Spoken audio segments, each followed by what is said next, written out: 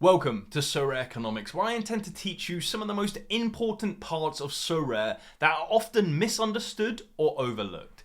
So I want to get straight into it here and look at card values, because the most important thing to the platform is the value of the cards.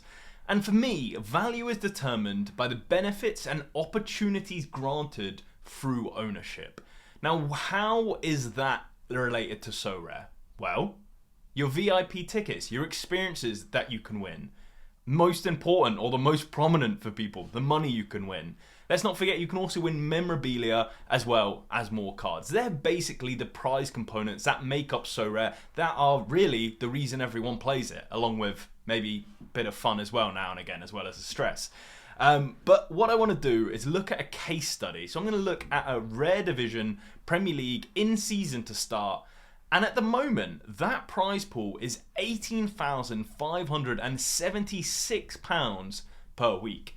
And some of you might be saying, and you can win reward boxes. Well, I've added this one essence here just to show you, well, you can win it, but given the recent nerf, we're going to ignore it for now because it's not really relevant to the points we're trying to make. So if we were to look at the player base then, this is how many people you're competing against for that £18,000 every single match day in the Premier League, every single game week on the Premier League of Sorare. And that looks a little something like this. Division 1 obviously has the least amount of people, 131. Division 2, 378. Division 3, 505. Division 4, 377. Kind of blocked in the middle there. And I've put some examples of some players you might find in those divisions with me up in number 1, Division 1, and some of the other lads you can see on screen there. And I hear some of you saying, what about the fun element on Sorare? And to you I say, it's economics. We don't care about your feelings. We are here for strictly cash money, baby. So let's get into it then. So if you have £18,576 every single game week, there's 27 game weeks remaining. We've got over £500,000 worth of potential prizes on Sorare. So if you split that by the 1,391 person playing, we get £360. Well, seems pretty good. We should take that, you know? You buy some cards, you win £360. Well, great. Well, not exactly. Because in economics, we are trying to maximize our own wealth, not splitting it between everyone. And what that causes is the game we have today. The division structure and your cash winners. So you can see as you move up the divisions, you have a better percentage chance of winning, but there's more risk if you get demoted. This is a fun factor. If anyone ever tells you to, in this new current Sorare, to demote your team to have a better chance of winning, give them a slap in the face, call them a moron and say, that is not how the game works. You are incentivized to play well every single week to move up the divisions, and then once you're there, you are rewarded if you stay there and if you perform well. It's part of the making stars again. The more this happens, the more likely that players are going to go out and spend more for their star prizes. That's pretty much the essence of it. Is it perfectly balanced? I'm not here to say. I'm just saying this is the current state of the game. And do you know what that means for you at home watching this?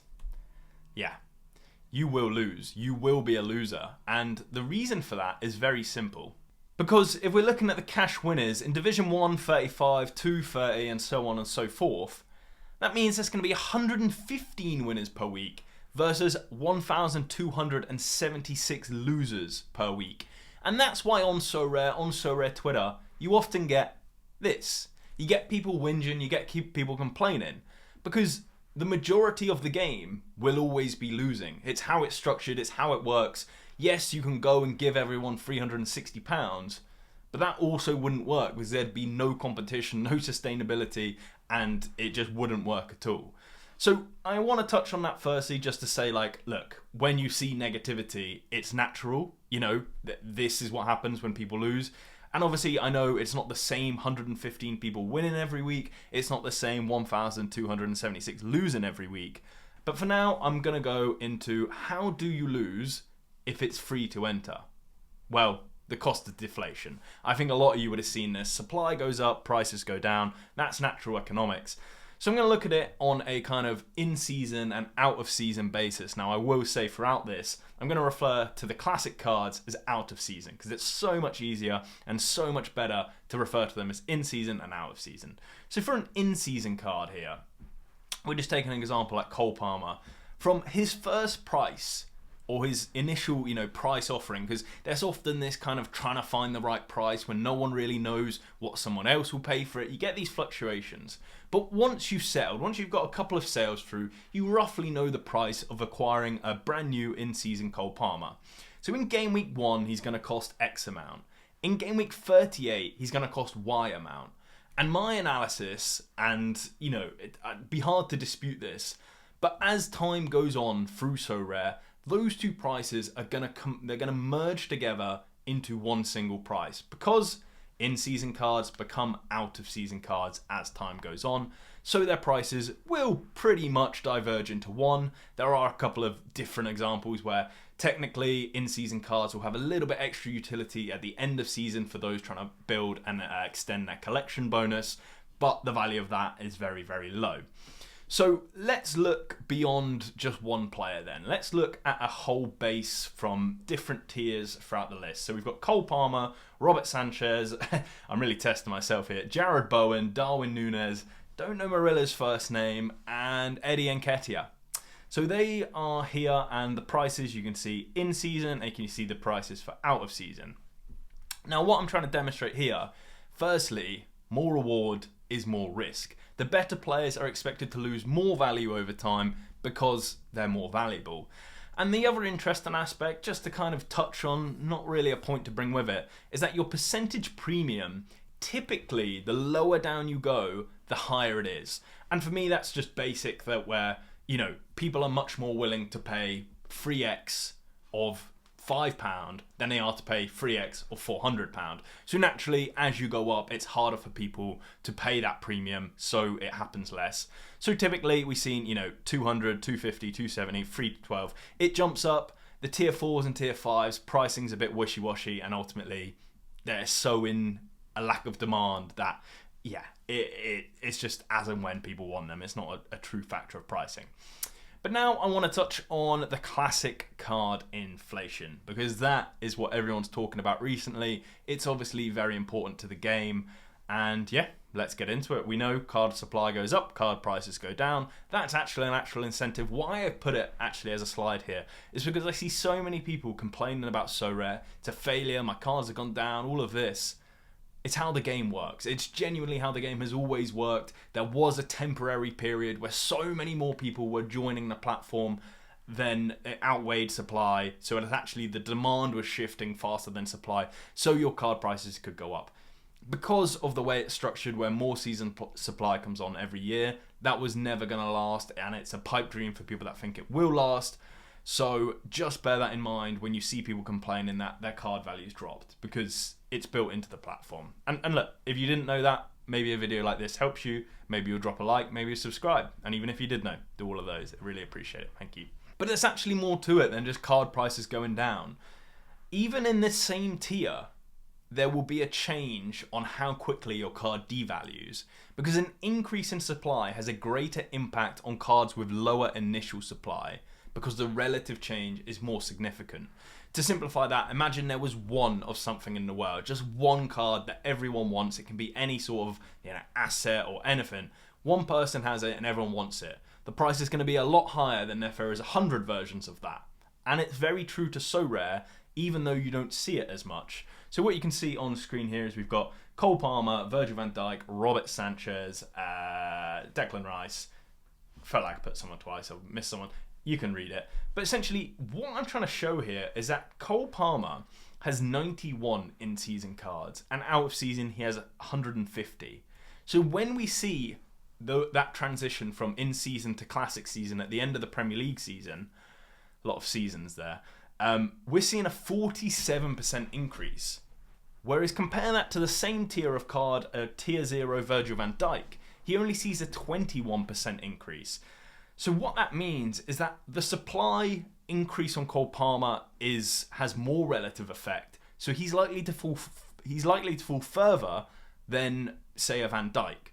But alternatively, the way you can look at it now, Van Dijk's probably cheaper in the game per score than Cole Palmer because so many people will have the same option to play him.